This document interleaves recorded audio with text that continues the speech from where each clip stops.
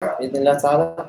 All right. As I said, we have the sisters today. If they want to join us, they can join us if they feel comfortable there. It's up to them, inshallah. So they can see the slides. Okay. Bismillah ar-Rahman ar-Rahim. وأفضل الصلاة وأتم التسليم على سيدنا محمد سيد الأنبياء والمرسلين وعلى آله وصحبه أجمعين. اللهم علمنا ما ينفعنا وانفعنا بما علمتنا وزدنا علما وتقا وهدى يا أرحم الراحمين. فإن أصدق الحديث كتاب الله وإن خير الهدي هدي نبينا محمد صلى الله عليه وسلم وإن شر الأمور محدثاتها وإن كل محدثة بدعة وكل بدعة ضلالة وكل ضلالة في النار. أما بعد. So I think we stopped last time talking about the Dajjal, correct? Today we're going to talk about another mysterious figure mentioned in the Quran, in Surah Al-Kahf. Surprisingly, another mysterious figure that is mentioned in the surah that is also related with Ad-Dajjal himself, right? Because we need to read Surah Al-Kahf each Friday in order for protection from Dajjal. And also in Surah Al-Kahf, there's this mysterious guy, which is Al-Khidr. But before we start talking about that, we need to start talking about the roots of the story. So Musa alayhi salam was in Sinai with his people after they got lost in the city, in the Sinai Peninsula for around 40 years. So one time Musa alayhi salam was having a lecture, was having a khutbah, and he was talking to his people, and one of his people asked him, he said, Musa, who is the most knowledgeable person on earth? من له العلم من أكثر من هو له العلم في الأرض على وجه الدنيا. So Musa said with full pure faith, he thinks he's the prophet, so who would succeed him as a prophet to have more knowledge? I mean, he's directly speaking with Allah subhanahu wa ta'ala. So Musa said, I am the one who has the most knowledge in my era, during my time. So Allah subhanahu wa ta'ala spoke with Musa and he said, no, you are wrong. As we say in Arabic, ataba.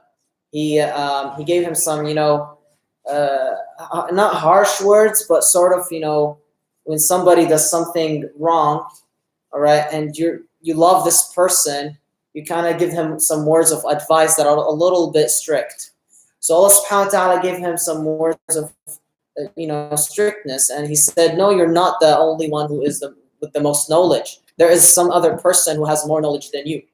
So Musa alayhi salam is confused, and he asks, okay, well, who is this person, Allah? So Allah subhanahu wa ta'ala tells him about him. He says, this is Al-Khidr. So Musa alayhi salam asks Allah subhanahu wa ta'ala to tell him where and when he can meet Al-Khidr, because he wants to learn from Al-Khidr. And this is something really beautiful about the prophets, even Prophet Muhammad sallallahu alaihi wasallam. Prophets, even though they have knowledge, even though they are directly, they have revelation from Allah subhanahu wa ta'ala, yet they always seek knowledge. They're always trying to seek knowledge. But before we dive into the story, who is Al-Khidr? Who is this man? So, in fact, some scholars said that his name is Al-Khidr bin Adam. Some others said his name is Khidron bin Adam. So which means that he is the son of Adam, directly the son of Adam, alayhi salam, the father of humanity, the first human creature, Adam, the prophet. So, and what happened was that Adam alayhi salam, at his deathbed, he said that he wants to be buried at a certain spot. And whoever is going to bury me, I will do a dua that Allah subhanahu wa ta'ala extend his age. So when they were burying Adam alayhi salam, all of them kind of felt a little bit creeped out, a little bit scared. Because like back then, there were not like too much humans. And then the place they were going to, it was a little bit far from they were. So they were a little bit scared with like the wildness and all that. So they all said, okay, no, we're not going to do it. But this man, Al-Khidr. And he grabbed Adam's body, or Adam's corpse, and the tomb of Adam, and he buried it. And thus, the dua that Adam made it came upon Al-Khidr. So Al-Khidr now has an extended age and was able to beat Musa. So that's one saying. The other saying is that he is the brother of Ilyas, the other prophet, Ilyas alayhi salam. And in fact, some people say even Ilyas alayhi salam is also has an extended age and he still lives till this day. Another claim said that Al-Khidr, he's the prophet Irmiya bin Khalqa, one of the prophet of the Israelites. But the one with the most logical approach was that he comes from a father who is Persian and a mother who is Roman, and he was the vizier of Dhul Qarnayn. You remember Dhul Qarnayn from Surah Al-Kahf? In Surah Al-Kahf, the story of Dhul Qarnayn is mentioned, in which he goes into the eastern side of the earth and then the western side of the earth, and he's the ruler of the world. The Prophet ﷺ said there are 4 people who ruled over the world. 2 were mu'min, believers, and 2 were disbelievers. And among the 2 who were believers was Dhul Qarnayn and Sulaiman alayhi salam. And the disbelievers were An-Namrud and Nabuchodonosor. Inshallah, we're going to know who's Nabuchodonosor. It's going to come over soon, inshallah. So the one that is for sure is that Al-Khidr is actually the vizier of Dhul Qarnayn. And we talked about Dhul Qarnayn previously in one of the lectures, if you remember. So what happened, I'm going to recite the story, however, is that Dhul Qarnayn and Al-Khidr, they met with Ibrahim alayhi salam. Right? When we were talking about the story of Ibrahim, they met Ibrahim when Ibrahim was in Mecca. And he finished building Al-Kaaba, and he called for Al-Hajj. And then Dhul Qarnayn, at that point, he became Muslim. He believed in the religion of Allah subhanahu wa ta'ala, and Al-Khidr was with him. And some scholars said that Al-Khidr actually is a prophet. So we don't know for sure, but they say, the way he was speaking in the ayahs in Surah Al-Kahf, in which وَمَا فَعَلْتُهُ مِنْ أَمْرِي ذَلِكَ تَأْوِيلُ مَا لَمْ تَسْتَطِعْ عَلَيْهِ صَبْرًا. I did not do this from my own, own will. It was ordered to me. So the prophets are the ones who get revelation, right? So from this, some scholars said, oh, well, he got revelation, hence he is a prophet. So, there are some people who said Dhul Qarnayn is a prophet. So those 2 figures, we really don't know if they were prophets or not for 100% sure. However, there was one story in which when Dhul Qarnayn, do you remember when in the Surah Al-Kahf, he says, Ayn al-Hamia, at the spring that is a little bit, it's shiny. Because the sun is setting in the horizon, so it reflected the sun. So in fact, this was beyond what is known as Bahr al-Dhulumat, fi Ard al-Dhulumat. This is literally the term, the description of that incident from the source that I got. So basically, Bahr al-Dhulumat back then was the name of the Atlantic Ocean, which means the dark sea, or the sea of darkness. So if you say the land of darkness, which means that this is behind the sea of darkness, what is the land that lays behind the Atlantic Ocean? The Americas. So we don't know, but maybe Dhul Qarnayn, Al-Khidr, and Al-Khidr reached America, reached the 2 continents, the New World. And this is where the spring is. And that spring is called the spring of life, Ayn al-Hamia, the spring of life, in which whoever drinks from it, he gets his life, he has extension in his life. He gets his life extended, so he lives for longer. And the story goes that Dhul Qarnayn was looking for it, but Al-Khidr found it before him, and he drank from it, so he was able to get his age extended. And Allah subhanahu wa ta'ala gave him so much knowledge, and he lived to meet with Musa alayhi salam. Now, let's go back to the point where Musa and Al-Khidr met. So Musa alayhi salam asked Allah subhanahu wa ta'ala, he says, oh Allah, can I please meet this man, Al-Khidr? I want to learn more about, the things that I don't know. Al-Khidr knows things I don't know, and I'm a prophet, and I talk to you. I want to learn those things he knows and I don't. So Allah subhanahu wa ta'ala said, go get a well.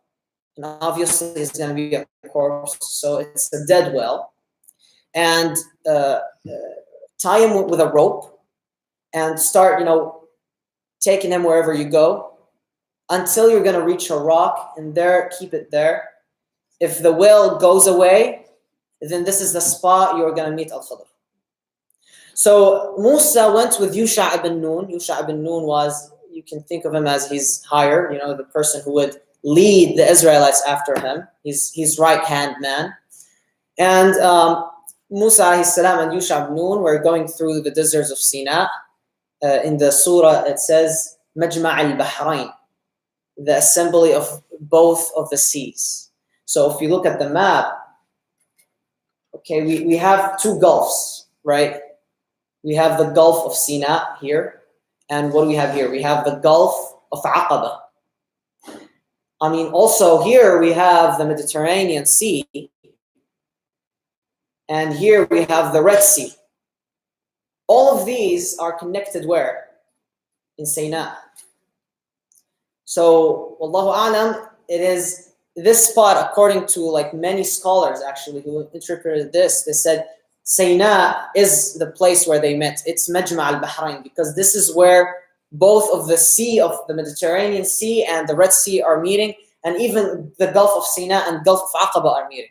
So this is the most logical explanation for where the place of meeting was. So Musa alayhi salam, he started grabbing the whale wherever he was going with, while Yusha ibn Nun was with them. And they wanted to just take a rest. They wanted to sleep. So they laid on a rock and they slept there. Now, some scholars said that the spring of life is also present beneath that rock in Sinai, and that the whale touched it.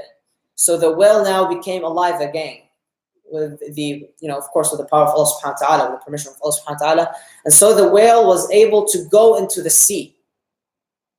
So Musa alayhi salam and Yusha ibn Nun woke up, and Musa asked Yusha ibn Nun, he said, can we get some food? I'm starving, So Yusha proceeds into, cooking food, and they're like eating and having fun. And then like they started, going through their journey again to find Al-Khidr. But then Musa realizes, hey, wait, we forgot about something. Yusha ibn Nun says, what's up? What did we forget? So Musa alayhi salam looks and he says, okay, we forgot the whale. The giant thing that we've been grabbing for like the whole past days, we forgot that. Okay, and we did not even notice. This is where Musa says, وَمَا أَنْسَانِيهُ إِلَّا الشَّيْطَانِ. Right? Imagine this. This is like a huge animal, right? And you've been grabbing it for days. How could you forget about that? Right? I mean, I bet it's heavy. So how could you forget about that? So Musa here states that sometimes not forgiveness, when you forget something, it is from shaitan. He's trying to make you forget about something. So Musa realized this is what we want, right? And he told Yusha, don't worry, don't stress out. We don't need to find the whale. This is exactly what we want. We want him to disappear. This is the spot that we're meeting Al-Khidr. So they went and turned back to where they slept at the rock, and there they found a man, and he was bound to Allah subhanahu wa ta'ala. He was wearing like some good clothes, and it was Al-Khidr. Why was he called Al-Khidr? Some sources claim that he was called Al-Khidr because every spot he would sit on, it would turn into a green land. So he would go to a desert and he would sit there and it would turn into green. SubhanAllah, because of his blessings from Allah subhanahu wa ta'ala. So Al-Khidr meets with Musa. They shake hands. Hello, nice to meet you. And he tells him, I am Musa. So Al-Khidr tells him, you are Musa of the Israelites. And Musa tells him, yes, correct, I am Musa of the Israelites. And Al-Khidr tells him, it is nice to meet you. What you're seeking? What do you want? Musa says, I want from your knowledge. I want to learn from you. So Al-Khidr says, you have knowledge that I'm not allowed to know, and I have knowledge that you're not allowed to know. So yet Musa still had some knowledge that Al-Khidr did not know. So then they were turning, and then a bird came and came to the sea, and then the bird with the what do you call it? Qar. The peak, thank you. With the peak of the bird, the peak of with his peak, he took some of the water, just like a quick touch into the water. So imagine what is the amount that bird took. Probably like even less than a drop. So Al-Khidr turns to Musa and says, did you see that bird? Did you see how much he took from the water? And then Musa said, yes. And he said, the amount he took from water, this less than a drop, this is my knowledge and your knowledge combined from this whole sea that the bird took. So just this one less than a drop, this is the knowledge of Musa and the knowledge of Al-Khidr combined. So if the Prophet Musa and this man Al-Khidr who's blessed by Allah subhanahu wa ta'ala, their knowledge is literally like that. What about our knowledge then? What is our knowledge then? So at this point, they started, walking through the shore, talking about what's going on. Musa telling him about what's up, like what happened with Fir'aun, all of that. And so they were approached by a boat or a ship. And then they asked them to go within the ship, or to go on top of the ship with them, sail with them. So they said, the crew of the ship, they looked at each other, they said, okay, this is Al-Khidr, we're not going to say no to him. And so they let him in. So they were able to recognize Al-Khidr, they were not able to recognize Musa. So who's this man? So while they were sailing, suddenly Musa notices that Al-Khidr starts to remove certain wood sticks from the ship, and it's corrupting the ship. He starts to corrupt it. So Musa tells him, what are you doing? Like, these people let us on the ship, like they're helping us, we're sailing, and by the way, we were on this ship, so if it sinks, we sink too. What are you doing? So Al-Khidr, I forgot to tell you, before they went on the journey, Al-Khidr told Musa, I will allow you to come with me, but under one condition, which is you do not ask me any question until I tell you. So Al-Khidr reminds him, he tells him, hey, didn't I tell you not, to ask me any question? Didn't I tell you that you're not going to have patience? Because you're not allowed to have the knowledge I have. You're not going to, it's just there. It's just prevented. There's a barrier. You can't go beyond this barrier. It was set by Allah subhanahu wa ta'ala. So Musa apologizes and says, I'm sorry, I'm not going to do it again. And he tells them, okay. And they proceed. So they leave the ship. And while they're leaving, they approach a young boy. So Al-Khidr goes to him, and the young boy was playing with other kids. And Musa thinking this guy is going to go there and be like, oh, you're such a cute boy, and hi, how are you? But he's just shocked with what's going to happen. Instead of him going to say, hey, how are you, little cute boy? He smashes him and he literally breaks his neck. He kills the boy. So Musa is like, what? What do you do? What did you do? You should not kill. That's clear. That's clear. That is a clear rule by Allah. We should not kill anybody. Why did you kill a young boy? And then Al-Khidr looks at him and says, didn't I tell you you don't have patience? Didn't I tell you you're not allowed to have the knowledge I have?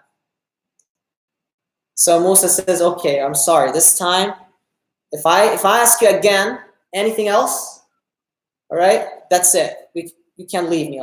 We can't leave each other. That's it. I'm not going to continue the journey with you. In order to fulfill his promise.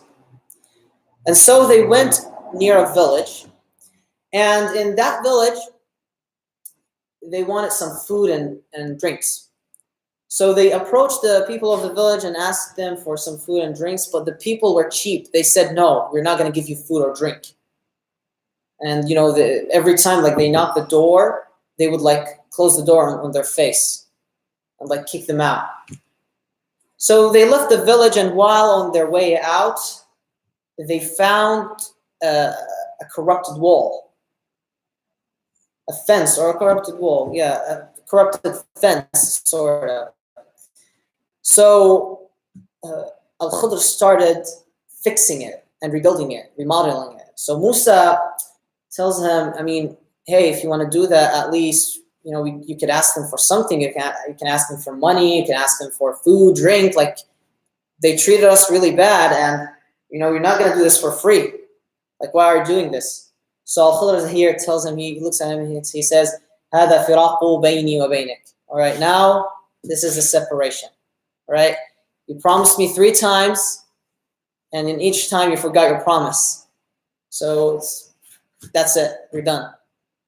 So Musa understands this, but then Al-Khidr tells him, would you like me to tell you why I did these 3 things?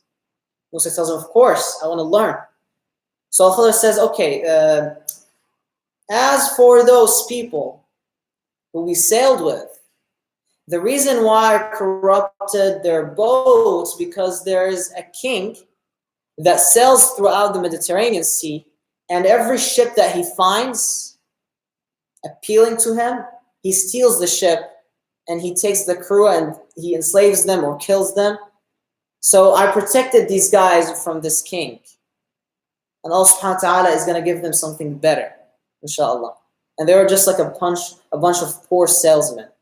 This is like their only job. So Allah subhanahu wa ta'ala told me this in order to protect them. He wants to protect them, Allah subhanahu wa ta'ala. As for the kid was a mushrik. He was a disbeliever. And he used to cause agony for his parents. So Allah subhanahu wa ta'ala did not want the kid to grow up a disbeliever and go to hell. And he did not want the kid also to, you know, let agony be literally the life of his parents. He wanted to have mercy upon the parents.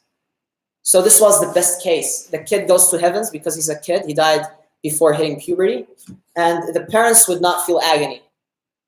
And Allah subhanahu wa ta'ala is going to give them another child in exchange for this one who got killed. As for the third incident in which he rebuilt or they remodeled the fence, he said that in the village there were 2 orphaned young men. And their father, in Arabic when we say ab, we also mean grandparents. So some scholars said it was actually their 7th grandparent, their 7th grandfather. Some others said it's their 10th grandfather. And others said that's their father directly. But either ways, this tells you like a moral story in which, like, if you do good in your life, inshallah, Allah subhanahu wa ta'ala is going to send somebody who would not just help you personally, he would help your children and your descendants. So basically, if you help others, Allah subhanahu wa ta'ala is going to send somebody who would help you and help your descendants, dhurriyatak. So he said that he was a good person, he used to help others. So Allah subhanahu wa ta'ala told me, as a reward for this person, we're gonna help his descendants by building this wall, this fence, so it can protect the treasure beneath it, which belonged to these orphans. So nobody takes the treasure, and when they grow up, they can take this treasure and live off it. And then at the end he says, وَمَا فَعَلْتُهُ عَنْ أَمْرِي ذَلِكَ تَأْوِيلُ مَا لَمْ تَسْتَطِعْ عَلَيْهِ صَبْرًا. I did not do this from my own knowledge. I did not do this from, you know, my own doing. I was ordered to do it. So now raises the question, is Al-Khidr alive or is he dead? So let's start with the dead one, because the evidence is very like out there. It's put out there. So first, there is an ayah in the Quran that literally says, وَمَا جَعَلْنَا بِمَعْنَى الْآيَةِ, I believe, وَمَا جَعَلْنَا لِبَشَرٍ. I don't want to quote the ayah. I can't remember the exact wording of it, but basically it means that we did not let any human being who lived before you, we did not give him extension age in order for him to live that long, you know, like 500 years, 700 years. And also, the Prophet ﷺ said that أَعْمَارُ أُمَّتِي مَا بَيْنَ السِّتِّينَ وَالسَّبْعِينَ, right? So the people of my nation, they're going to live between 70 and 60 years, right? So if this man is alive, the incident that occurred between him and Musa was literally like 3,000, around like 3,000 years ago. So since then until now, he's probably 3,000 years ago. And if he's been there since Ibrahim, that's like another 2,000 or 1,000 years. So this man could be like 5,000 years old. So that's like very radical. It's like way out there, you know, very logical. So this is one of the evidences, or like the opinions why he is not alive. Another thing is that they say, so Prophet ﷺ, Prophet Muhammad ﷺ, he said that if Musa alayhi salam was resurrected again, if he was living among us, he would be obligated to follow me. So Musa alayhi salam would be tasked with following the Prophet ﷺ. He's no more the Prophet. The Prophet Muhammad would be the Prophet, and Musa has to follow the Prophet ﷺ and the teachings of the Prophet. So they say that if Al-Khidr is alive, then that's not an exception for him. This means that he should come and, you know, embrace Islam in the hands of the Prophet. He, of course, could have met with the Prophet. Also, that during the battles of Badr and Uhud, of course, he would have joined, and etc.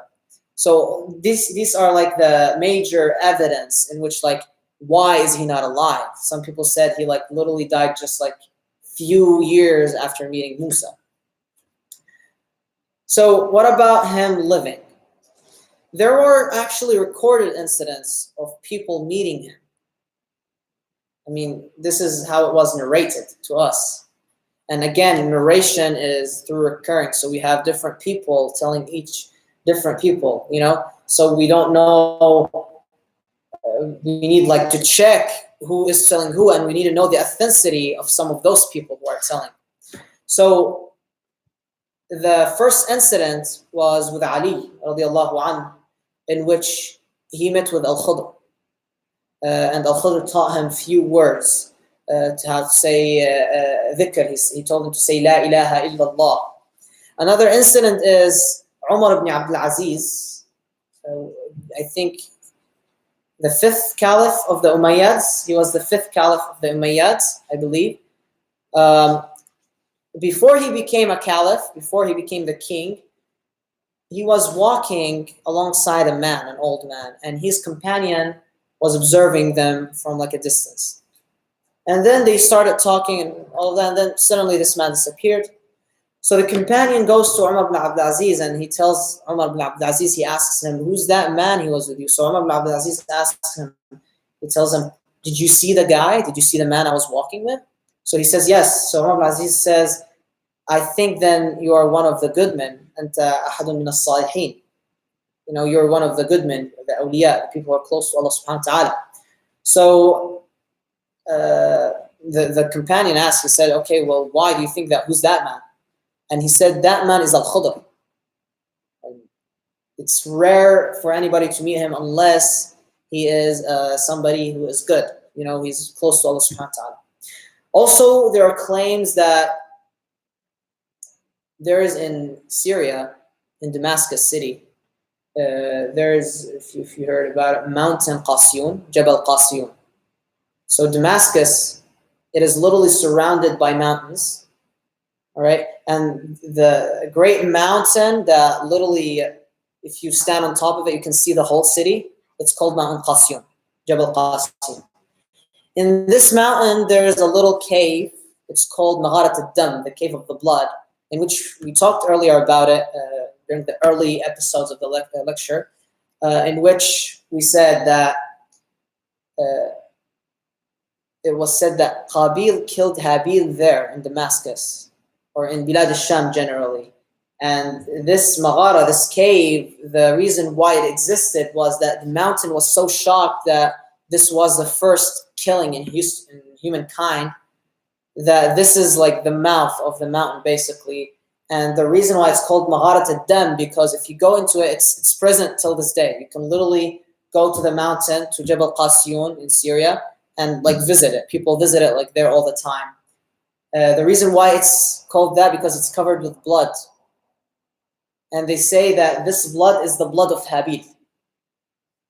till this day it still exists, and that the mountain till this day is still crying from the incident, because if you go to the cave, it's always like raining, you know, some water from the ceiling, leaking some water from the ceiling, from even though like it's not raining outside. There's no reason for, like, the people just are confused with why this water is leaking.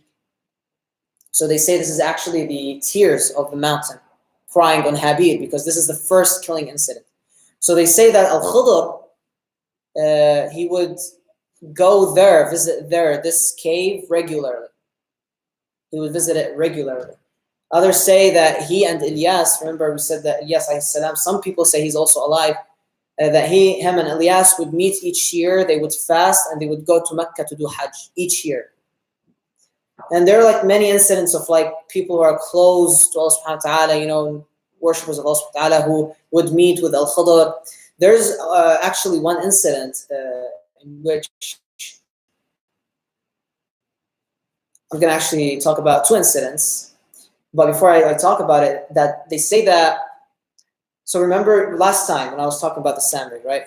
I said that sometimes in history, maybe some figure that appears, that is mysterious, like the figure that we talked about, which was Khan Jaman, right? We did mention this character, right, in history, who appeared in 1710, and then he was assumed dead in like 1784 before the French Revolution. But again, he was witnessed in 1820, and again, he was witnessed in 1970. The same person, the same description, all of that. So people speculated, they said that's probably a Samiri, who is probably a Dajjal, whose his task is to be a mysterious figure, who's also subhanahu wa ta'ala give him an extension in his age. And this man, his only task is to corrupt and misguide people. You know, people say that like the French Revolution, it was actually, you know, manipulated. Like it was not like people's revolution. There were like evil people behind it and all of that conspiracy theorist stuff, you know. But this is what some people say, and they say like this man has to do with it, etc. So the same, you know, the same idea. They say that there is also a figure who is mysterious, who also subhanahu wa ta'ala gave him extension in his age, but this one is a good person. He's not a bad person. He comes to guide you. He comes to help you, not to misguide you. So one of the incidents is that there were a bunch of elderly men, like during the Khilafah time. One of the people who are like politicians, basically, you know, like Congress, of the Congress of back then in the Muslim world, and they were meeting to discuss an issue, and the issue was really, it was very complicated. They were not able to find a solution for it. So they were really confused with what to do. And suddenly an old man comes into the room, comes from nowhere. He's wearing like white clothes. He has like gray hair. And he comes over and he tells them the solution is this, this, this, this, and he leaves and vanishes. They go outside trying to find him, disappear. So some people say in this incident, this was Al-Khidr.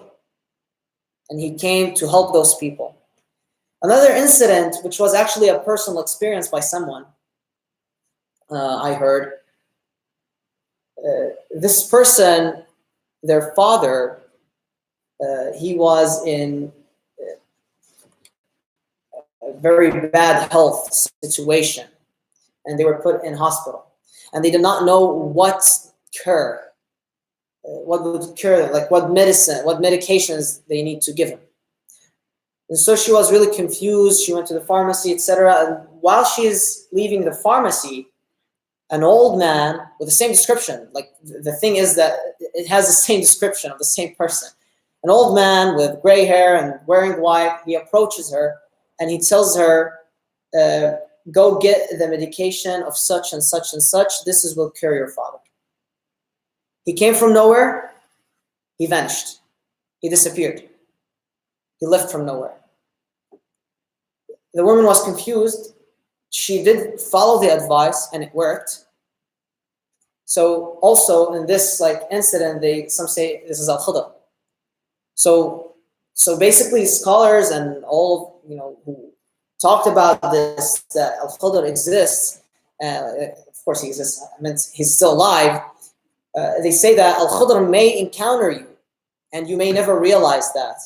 That sometimes you may have somebody approaching you, an old man or something like that, and you have really a bad situation, and then this man gives you like a solution, to that case, and that this is Al-Khidr, basically. So Allahu A'lam, we don't know, the authenticity of this. We don't know if this is real or not.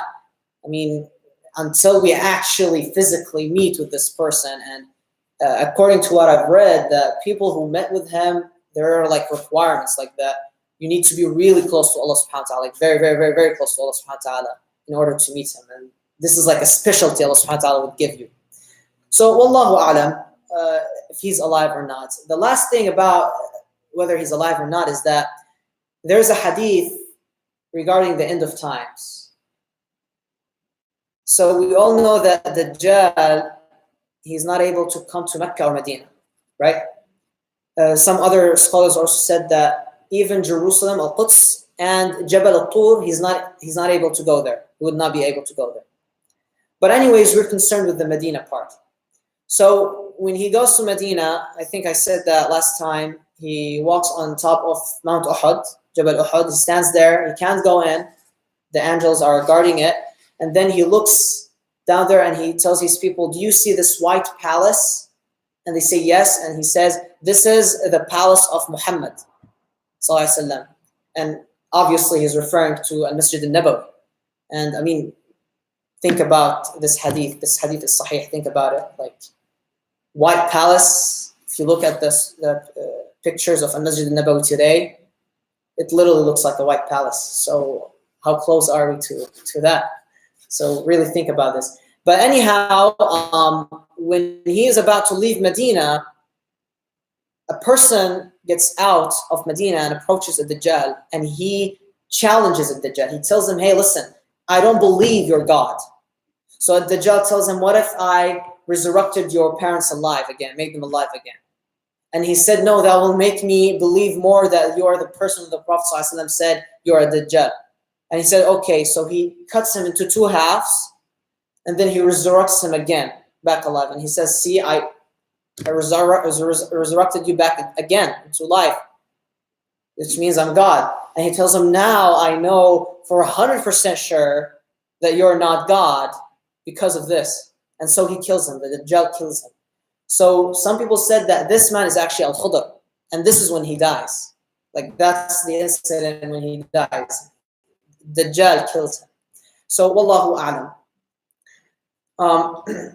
Okay, so I promised you last time that we're going to talk about the staff of Musa, the ring of Sulaiman, the tomb, and all of that, those, and the sphere. Okay, so the staff of Musa alayhi salam, it was said that his staff actually, it was one of the items that Allah subhanahu wa ta'ala gave to Adam when he kicked him out of heavens. And basically the staff is an item from heaven. And there's like a special secret about the staff. Where is the staff? The staff, some people say also the original, al-alwah, the stones that were given to Musa alayhi salam. Other valuable belongings, basically treasures, including the ring of Sulaiman. All of these are within the tomb.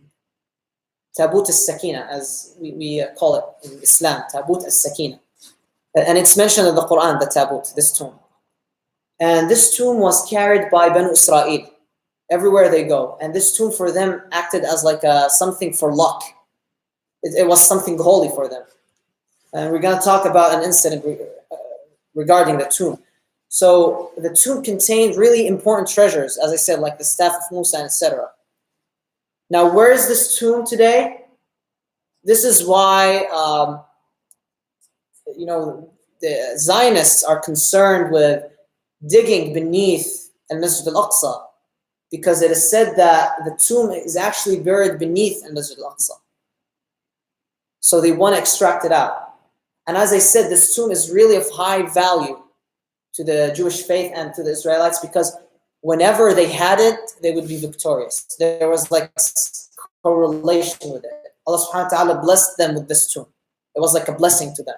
So this was like a special thing for them. So they think today, if they have it, if they have this out, they're going to be blessed again because they have, the belongings of the prophets. Another thing of it was the ring of Sulaiman. The ring of Sulaiman, it contained a special, what do you call it? A special symbol. Some say it was like a 6-pointed star, basically the Star of David. And some say it is just a 5-pointed star, right? Which is depicted in modern day, the flag of Morocco. If you look at the flag of Morocco, you're going to find there's like a 5-pointed star, right? So the Kingdom of Morocco, when you see the description of the flag, they claim that this represents the ring of Sulaiman, the symbol that was on the ring of Sulaiman. So the ring of Sulaiman was given to Sulaiman by Allah subhanahu wa ta'ala. They say it was given to him in order for him to control al-jinn, to control them. This was the reason why he was able to control them and enslave them and let them work for his own will. And when he lost it, he can't control them no more. So obviously he did not. But what happened is it got hidden. So basically they say that if you were able to regain the ring of Sulaiman and put it, you will be able to control al-jinn. And remember when I said at Dajjal, with the incident of the maybe guy who would be al-Khudr, he said that I would resurrect your parents back again. He can't resurrect his parents back again, but what he's going to do is that he would tell the jinn to come in the form of his parents. So he thinks that's their parents. So Wallahu A'lam, this is why also they're trying to find it. Because a Dajjal may find this ring and be able to put it on and control al-jinn. So this is also one of like the special things. What else did we say that we're going to talk about? There's the staff, the tomb, and the ring, and the sphere. Okay, so if you look at paintings, since the ancient times, all right, you're always going to find they're touching sort of like a globe, right? A sphere, right? Can you recall like images of like during the medieval times of like important figures just like holding a globe?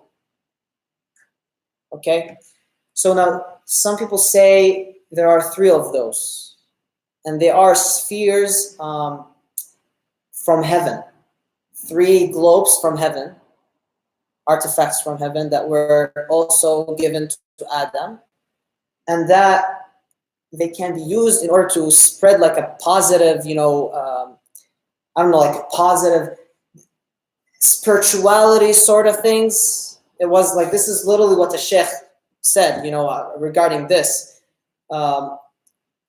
There's I don't want to get into the spiritualities and stuff like that because it can be really complicated. But basically, there is something around the human being, the physical human being. In Arabic, I think it's called hala. And this basically is like the activity of your spirituality, of your connection with Allah subhanahu wa ta'ala. And like science were able to like, I think, figure it out or something with like, extra visions, like radioactive visions and stuff like that. And they were able to see like some people had like dark things around them. Those were like not close to Allah. Some people had it like white light colored, right? Those were like close to Allah and such. So these like spheres were used to spread positive and negative energy in order to like misguide and guide people. I know this sounds like Aladdin or something like that, but I mean, this is what like they were mentioning in like old texts and such. And so they said that there is like 3 of those spheres. One is currently in Geneva, and that it is being used for energizing a project that people say they're going to use this project in order to, they call it Shu'a al-Azraq, basically, the blue laser, and in which they want to do like a holograms, like huge holograms that would be reflected into the sky when a Dajjal comes out. And that basically in India, they would like show the Hindus like gods, you know, like Vishnu and such. And like in the Buddhist countries, they would show like Buddha. And like in the Muslim world, they would show like Prophet Muhammad sallallahu alaihi wasallam. And then like in Christian world, they would show Jesus. And like all of them, like holograms, basically. That's not like, obviously not the real them. And holograms that would be programmed to say, worship ad-Dajjal because he is your God. This is like what is being said, like it's being used to energize this. What's really noticeable about this, what's interesting about this is that beneath the same area where this ball or this sphere is supposed to be, there's a huge project going on regarding like reconstructing a black hole within Earth. Basically, I think it was related to like fusion something. I can't recall the name, but this is occurring in Geneva and between Geneva and Switzerland and France, basically. The other sphere, they say it is in Eilat, which is in southern of Palestine today. And the third one is literally like, it's like moving around. They take it from place to place. And do we all remember in 2017, the Islamic American Summit? And there was like that picture that freaked everybody out, in which like the leaders, like the Muslim leaders, the King of Saudi Arabia and the President of Egypt, and then President of the United States, they were like putting their hands on a sphere, like a globe. I don't know if people recall that. I think if you search it, you can find it online. So they say this is the globe. This is exactly what we saw. That was the globe, and they moved it there in order, you know, to spread negative energy and such. And subhanallah, like interestingly, after this incident, like after this whole thing, a lot of bad things happened there. So Allahu A'lam, I personally don't know if this is real or not. I'm just passing the word. You know, it's always good to like have different perspectives and such, and try to expand our thoughts. You know, that this world, it's not just, you know, black and white. It does contain really strange things. It really indeed does contain strange things. If you read, for instance, this is unbelievable, I know, but if you read the book of, for instance, Ibn Battuta, who was a very famous traveler, you will find really strange creatures that he met and strange things that he saw. So the world we live in, it's not the materialistic thing we see. No, there are beyond. I mean, there are jinn. This means there are crazy things out there. So, and وَيَخْلُقُ اللَّهُ مَا يَشَاءُ eventually, right? Allah subhanahu wa ta'ala, He's the creator, and He creates everything. So, wallahu a'lam, I personally don't know. I don't believe it. I believe it. I don't believe it. I don't know. But I'm just passing this.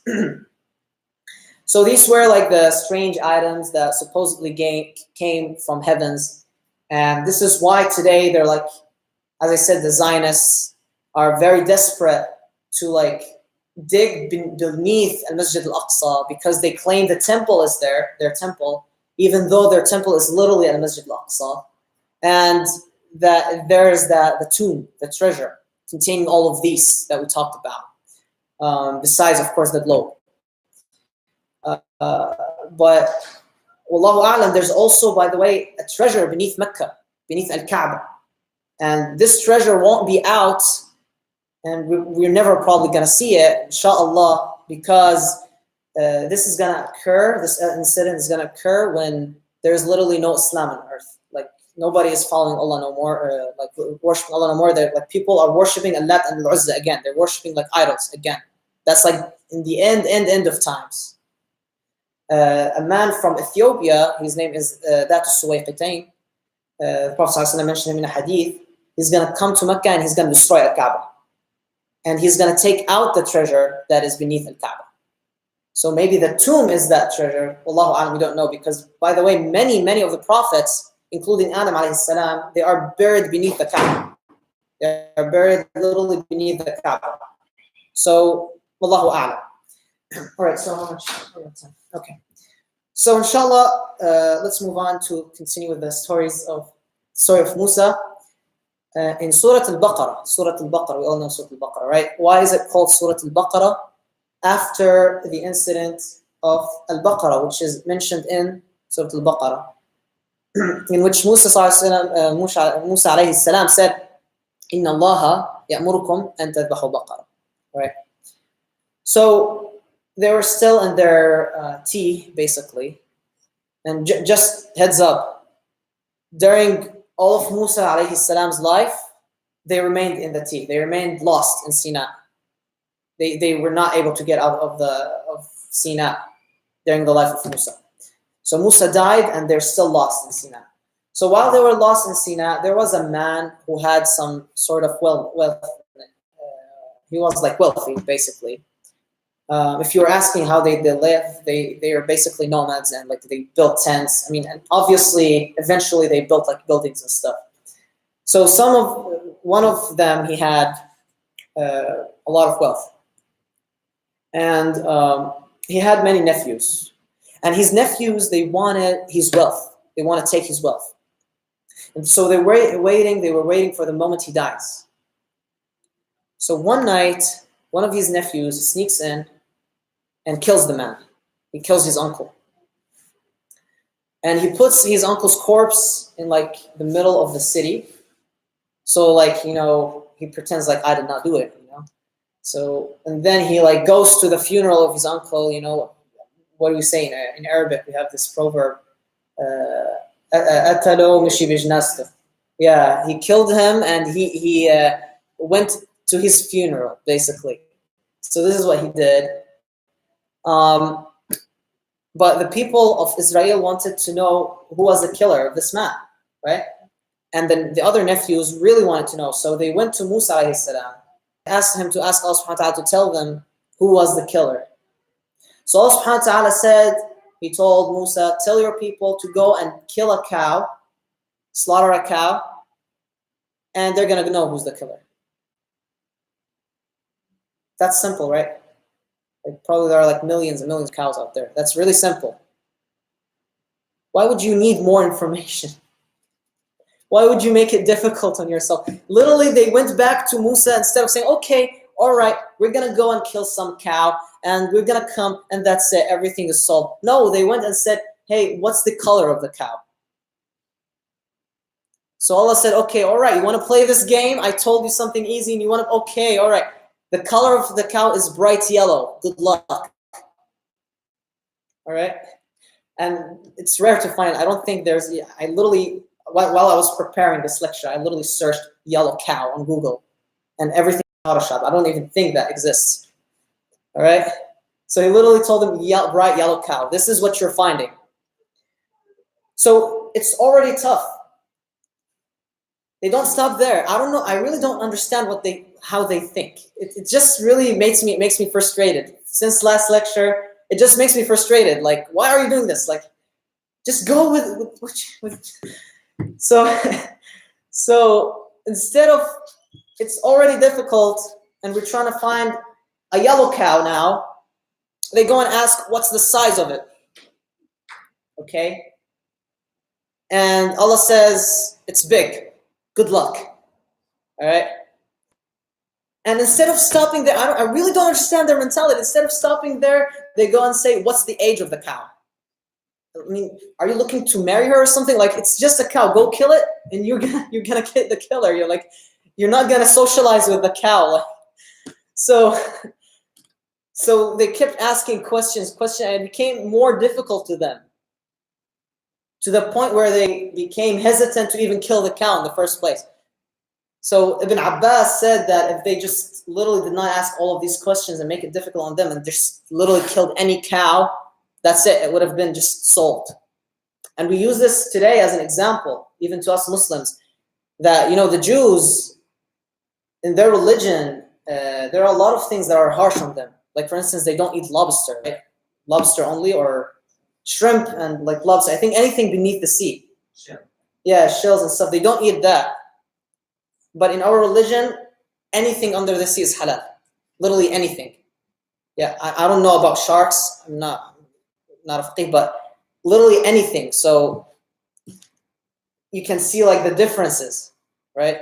Why? Because they're the ones who make it hard on themselves. Like Allah subhanahu wa ta'ala tells them something, they don't follow it, or they ask too much, or just follow what Allah subhanahu wa ta'ala tells you, right? So anyways, they found the cow eventually. And when they wanted to kill it, they were like, you know what? Never mind. Let's keep it alive. So you want to know who's the killer of the cow? Sorry. Excuse me. You want to know? They frustrated me, seriously. You want to know who's the man who was the man who killed the uncle? You were told to kill a cow. You asked too much questions. It became very difficult. You spend probably, I don't know, I really don't know how much time. That's really difficult to find. So probably years finding this cow. And when you found it, when you find it, you don't just slaughter it and do what you're asked. No, you actually just be like, you know what? Never mind. I'm not going to do it. Like, really? So of course, Musa convinced them that, hey, you're going to know who murdered the guy. So they're like, okay, we're going to kill it. So all of this was literally just for them to kill the cow, take the rib, one of the rib or the thigh of the cow, hit it on the corpse of the man so he can be resurrected. All of this was just for this. They could have done it like, it could have been just very simple on them. And so this wasn't evident by Allah subhanahu wa ta'ala because remember last time we said that they told Musa, literally after Allah subhanahu wa ta'ala forgave them from worshipping the calf, they told him, we're not going to believe in you until you show us Allah. And then Allah subhanahu wa ta'ala sent like a punishment on them, killing those people who said that. And Musa asked Allah subhanahu wa ta'ala for their forgiveness. Allah subhanahu wa ta'ala had mercy on them and he resurrected them again. All right?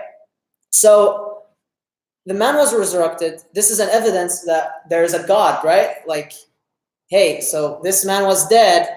You hit him with like, I don't know, part of a cow's body and he's alive now. If this happens in front of you, what do you think? I mean, most likely we're going to fall unconscious, but imagine like a dead corpse rising. What is it, a zombie? But like, this means something. A God exists. So that was like an evidence for them. And the guy spoke, Musa told him, asked him, he said, who killed you? And he said, my nephew. So the punishment should occur, right? This man should be punished. What did they do? They try not to punish him. So their story is really frustrating, like betrayals all the time, unfortunately. And this is why they had it tough. They were divided all the time, which led to their exile, basically. 2,000 years of exile, as they say. And they got persecuted and humiliated because they made it tough on themselves. It could have been simple. Finally, inshallah, let's end with this. How much time do we have? 3 minutes? Okay, let's end with this because I think this is like really, really powerful. Musa alayhi salam, again, he was lecturing, talking to these people. So his people said, does Allah subhanahu wa ta'ala sleep? They asked if Allah subhanahu wa ta'ala sleeps. So Musa told Allah subhanahu wa ta'ala, Allah subhanahu wa ta'ala said, okay, go and get 2 bottles, glass bottles, and pray during the night. And let's see what happens. So Musa did that. Excuse me. So he had 2 glass bottles, holding them while he was praying. So he got really, really sleepy that he fell. He can't control himself no more. He's really sleepy. He fell, and those bottles almost were gonna fall. So he caught him with his thighs, and he was able to catch them. And then he became very sleepy. He fell asleep. He fell to the floor. The bottles fell to the floor, broke down. When he woke up, Allah subhanahu wa ta'ala told him, did you see what happened with the bottles? He said, yes. He said, this is what's going to happen to the heavens and earth if I sleep. So the reason why everything in this world is organized and constructed very precisely, because I never sleep. If I sleep, you guys won't be existing. Basically. Subhanallah. Lillahi al-mulk wa lillahi al-majd wa lillahi al-azama. Inshallah, we're going to stop here today. Jazakumullahu khairan. Inshallah, next time we're going to talk about, most likely we're going to finish the story of Musa. We're going to talk about Qarun alayhi salam. Sorry, not Qarun alayhi salam. I got mixed with Harun, the brother of Musa. Qarun, the man who basically